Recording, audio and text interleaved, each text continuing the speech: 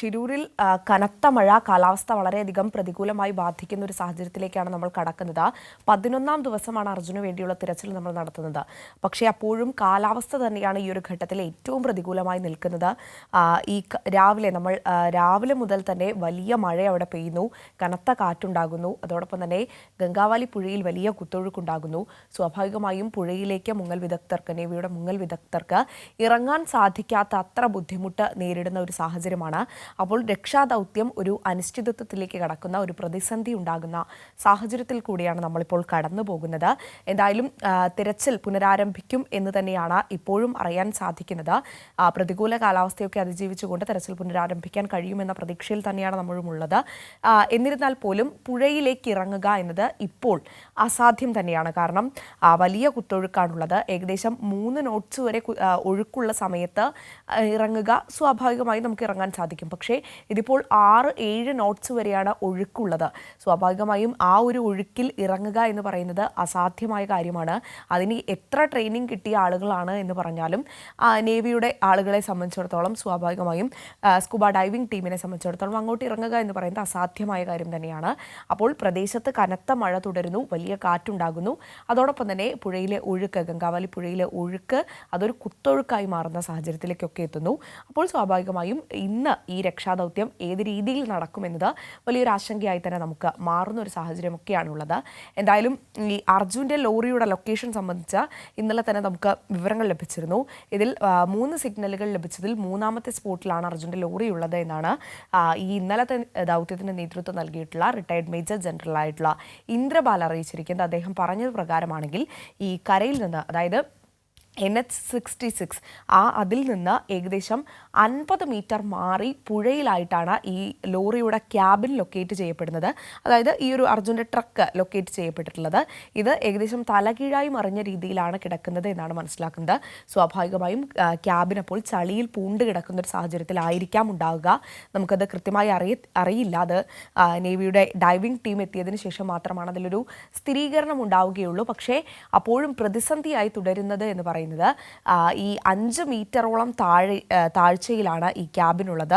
5 metre താഴ്ചയിൽ ഈ ഒരു ഒഴുക്കിൽ പോവുക എന്ന് പറയുന്നത്, ഈ ഒരു ഒഴുക്കിൽ ഗംഗാവാലി പുഴയിലെ നിലവിലെ ഒഴുക്കിൽ പോവുക എന്ന് പറയുന്നത് അത് വലിയ പ്രതിസന്ധി ഉണ്ടാക്കുന്ന വളരെയധികം ദുഷ്കരമായ കാര്യമാണ്. അപ്പോൾ അതിനെ എങ്ങനെ അതിജീവിക്കുമെന്നത് നമ്മുടെ മുന്നിലൊരു ചോദ്യമായി വരുന്നു. അപ്പോൾ അത് തന്നെയായിരിക്കും വരും മണിക്കൂറിൽ അതിൻ്റെ ഉത്തരം തന്നെയായിരിക്കും നമുക്ക് ലഭിക്കുക. അല്പസമയത്തിനകം തന്നെ ഈ ഒരു മഴയൊക്കെ ഒന്ന് മാറി നിൽക്കുന്ന ഒരു സാഹചര്യത്തിൽ രക്ഷാപ്രവർത്തനം വീണ്ടും പുനരാരംഭിക്കുമെന്നാണ് മനസ്സിലാക്കുന്നത്. സിജു കണ്ണൻ തുടരുന്നുണ്ട് എന്നാണ് പ്രതീക്ഷിക്കുന്നത്. സിജു, ഈ NH-66 ഗതാഗതമൊക്കെ പുനഃസ്ഥാപിച്ചു എന്നൊക്കെ പറയുന്നുണ്ട്. അവിടുത്തെ ഗതാഗതം പുനഃസ്ഥാപിച്ചിട്ടുണ്ടോ? ആളുകളെയൊക്കെ ആ വഴി കടത്തിവിടാൻ തുടങ്ങിയിട്ടുണ്ടോ? വാഹനം വിടാൻ തുടങ്ങിയ അജര 11ാം ദിവസം എത്തുമ്പോൾ NH-66 വാഹന ഗതാഗതം പുനഃസ്ഥാപിച്ചിട്ടുണ്ട്. കഴിഞ്ഞ ദിവസങ്ങളിലെല്ലാം തന്നെ ഇവിടെ നീണ്ട നിര കണ്ടതാണ്. വാഹനങ്ങളുടെ ദിവസങ്ങളായി ഇവിടെ കിടക്കുന്ന വാഹനങ്ങളെ കടത്തിവിട്ടിട്ടുണ്ട് എന്നാണ് മനസ്സിലാക്കുന്നത്. ഇപ്പോഴും ചരക്ക് ലോറികൾ വരുന്നു. എന്നാൽ ഇപ്പോൾ രാവിലെ പകൽ സമയത്ത് വാഹനങ്ങൾക്ക് നിയന്ത്രണം ഏർപ്പെടുത്തിയിട്ടുണ്ട്. പതിവ് പോലെ ഈ ഞാൻ നിൽക്കുന്ന സ്ഥലത്ത് നിന്ന്, അപകടം നടന്ന സ്ഥലത്ത് നിന്ന് 4 കിലോമീറ്റർ ഇപ്പുറത്ത് വാഹനങ്ങൾ നിർത്തിയിട്ടുണ്ട്. ഇപ്പോൾ 3-4 ചരക്ക് ലോറികൾ മാത്രമാണ് ഇവിടെയുള്ളത്. കഴിഞ്ഞ ദിവസം 100-ലധികം ചരക്ക് വാഹനങ്ങൾ ഇവിടെ ഈ അങ്കോള വരെ കിടക്കുന്നത് കാണാമായിരുന്നു. അതോടൊപ്പം തന്നെ ഇതിന്റെ മറുവശത്ത് മംഗലാപുരം ഭാഗത്ത് നിരവധി ചരക്ക് വാഹനങ്ങൾ ഇവിടെ കെട്ടിക്കിടക്കുന്നത് കാണാമായിരുന്നു. 11ാം ദിവസമാണ് ഈ വാഹനങ്ങൾക്ക് ഇവിടെ നിന്ന് കടന്നു പോകാൻ സാധിച്ചത്. രാത്രി നിയന്ത്രണം ഏർപ്പെടുത്തിയാണ് വാഹനങ്ങൾ. സംഘം അങ്ങോട്ടേക്ക് എത്തുകയാണല്ലേ? രക്ഷാദൗത്യം പുനരാരംഭിക്കാനുള്ള ഒരു പരിപാടിയിലേക്ക് അവർ കടക്കുകയാണല്ലേ? ദൃശ്യങ്ങളിൽ ഇപ്പോൾ കണ്ടിരുന്നു.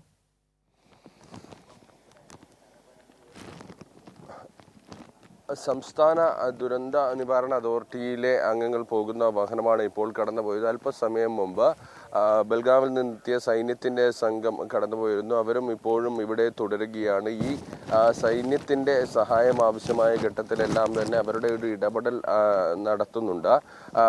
ഏതെങ്കിലും തരത്തിൽ ഞാൻ നേരത്തെ സൂചിപ്പിച്ചതുപോലെ തന്നെ പുഴയിൽ താൽക്കാലിക തടയണ ഉൾപ്പെടെ നിർമ്മിക്കേണ്ട ഘട്ടം വന്നു കഴിഞ്ഞാൽ അവരുടെ സേവനം കൂടി തേടുക, അവരുടെ കഴിവുകൾ കൂടി അനുഭവ സമ്പത്ത് കൂടി ഉപയോഗിക്കുക എന്നുള്ളതാണ് വളരെ പ്രധാനപ്പെട്ട കാര്യം. അതിനുള്ള ഒരു ശ്രമമാണ് ഇപ്പോൾ നടക്കുന്നത്. ഏതായാലും ഈ അത്യാധുനിക ഡ്രോൺ ഉപയോഗിച്ചുള്ള പരിശോധന ഇന്നും തുടരുമെന്നാണ് മനസ്സിലാക്കുന്നത്.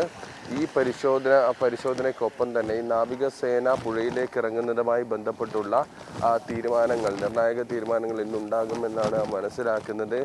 നിലവിലെ സാഹചര്യത്തിൽ പുഴയിലെ നീരൊഴുക്ക് ഒട്ടും തന്നെ കുറഞ്ഞിട്ടില്ല. പുഴയിലെ ജലനിരപ്പിൽ കുറവുണ്ടായിട്ടില്ല. അതോടൊപ്പം തന്നെ ഇടയ്ക്കിടെ ശക്തമായ മഴ പെയ്യുന്നു, മഴയ്ക്കൊപ്പം ശക്തമായ കാറ്റുണ്ട്. ഇത്തരം സാഹചര്യങ്ങളെല്ലാം തന്നെ ഈ പ്രതികൂലമായി തന്നെ ഈ രക്ഷാദൗത്യത്തിനെ ബാധിക്കുന്നു എന്നുള്ളതാണ്. ഇന്ന് എന്തെങ്കിലും തരത്തിലുള്ള തീരുമാനം ഇതുമായി ബന്ധപ്പെട്ടുണ്ടാകുമെന്നാണ് പ്രതീക്ഷിക്കുന്നത്. കാരണം കഴിഞ്ഞ ദിവസങ്ങളിൽ പുഴയിലെ തിരച്ചിലിൽ കഴിഞ്ഞ ദിവസം ഇന്നലെയെല്ലാം മിനിഞ്ഞാന്ന് തന്നെ ട്രക്കിന്റെ സ്ഥാനം ഏകദേശം ലൊക്കേറ്റ് ചെയ്തതാണ്.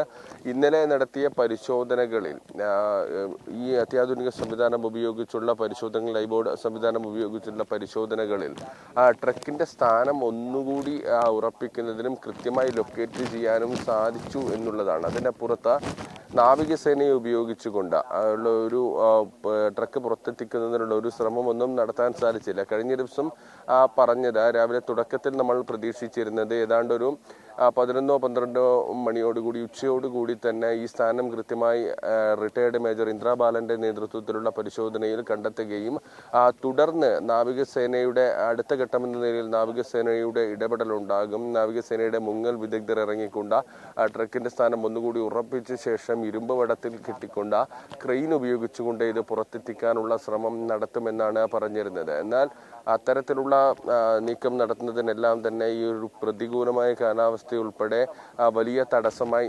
നിലനിൽക്കുകയാണ്. അതുകൊണ്ട് തന്നെ ഇന്നത്തെ കാര്യങ്ങൾ എങ്ങനെ മുന്നോട്ട് പോകും എന്നുള്ളതാണ് വളരെ പ്രധാനപ്പെട്ട ഒരു കാര്യം. അതാണ് നമ്മൾ ആകാംക്ഷയോടെ നോക്കുന്നത്.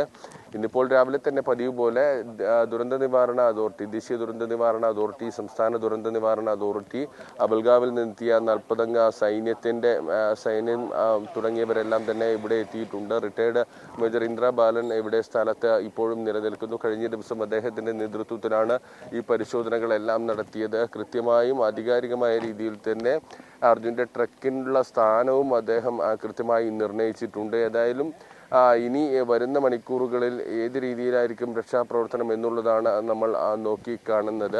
നാവികസേനയുടെ ഒരു ഇടപെടലാണ്, നാവികസേനയുടെ പ്രവർത്തനമാണ് വളരെ പ്രധാനപ്പെട്ടത് എന്നത് ഇന്നലെ തന്നെ സൂചിപ്പിച്ചിരുന്നു. നാവികസേനയിലെ മുങ്ങൽ വിദഗ്ധർക്ക് പുഴയിൽ മുങ്ങാൻ സാധിച്ചാൽ മാത്രമേ രക്ഷാദൗത്യത്തിന്റെ അടുത്ത ഘട്ടത്തിലേക്ക് കടക്കാൻ സാധിക്കൂ. അത് കൃത്യമായി ആ സ്ഥാനം നിർണയിച്ച് ട്രക്കിന്റെ പൊസിഷൻ ഉൾപ്പെടെ കൃത്യമായി മനസ്സിലാക്കിക്കൊണ്ട് അത് ഉയർത്തുന്നതിനുള്ള ഒരു ശ്രമത്തിലേക്കാണ് പോകേണ്ടത്. നേരത്തെ ഞാൻ സൂചിപ്പിച്ചിരുന്നു, പുഴയിലെ നീരൊഴുക്കുമായി ബന്ധപ്പെട്ട് വലിയ ബുദ്ധിമുട്ട് ഈ രക്ഷാദൗത്യത്തിന് നേരിടുന്നുണ്ട്. 6 knots മുതൽ 7 knots വരെയാണ് നീരൊഴുക്കിന്റെ ഒരു തോത് എന്ന് പറയുന്നത്. സാധാരണ നിലയിൽ 2 knotsനും 3 knotsനും ഇടയിലുള്ള ഒരു പരമാവധി ഒഴുക്കിന്റെ ശക്തിയിൽ മാത്രമേ പുഴയിൽ മുങ്ങാനും അതോടൊപ്പം തന്നെ മുങ്ങി എന്തെങ്കിലും തരത്തിലുള്ള കാര്യങ്ങൾ ചെയ്യാനും ഏറ്റവും വിദഗ്ധരായ ആളുകൾക്ക് പോലും സാധിക്കും. നാവികസേന എന്ന് പറയുമ്പോൾ ഏറ്റവും വൈദഗ്ധ്യമുള്ള ആളുകളാണ് ഈ മുങ്ങൽ വിദഗ്ധരായി ഉള്ളത്. അതുകൊണ്ട് തന്നെ അവർക്ക് പരമാവധി സാധിക്കുക 3 knots വരെയുള്ള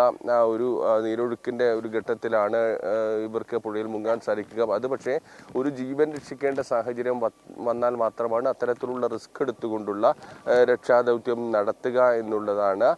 അത്തരമൊരു സാഹചര്യത്തിൽ ഇവിടെ ഈ പുഴയിൽ മുങ്ങി പരിശോധന നടത്താൻ സാധിക്കുമോ, അതിന്റെ മറ്റു ഘട്ടത്തിലേക്ക് കടക്കാൻ കഴിയുമോ എന്നുൾപ്പെടെയുള്ള കാര്യങ്ങളാണ് നോക്കേണ്ടത്. എന്തായാലും ഇന്നും വിവിധ സേനകളെ എല്ലാം തന്നെ ഏകോപിപ്പിച്ചുകൊണ്ടുള്ള ഒരു പ്രവർത്തനവും പരിശോധനയുമായിരിക്കും നടക്കുക.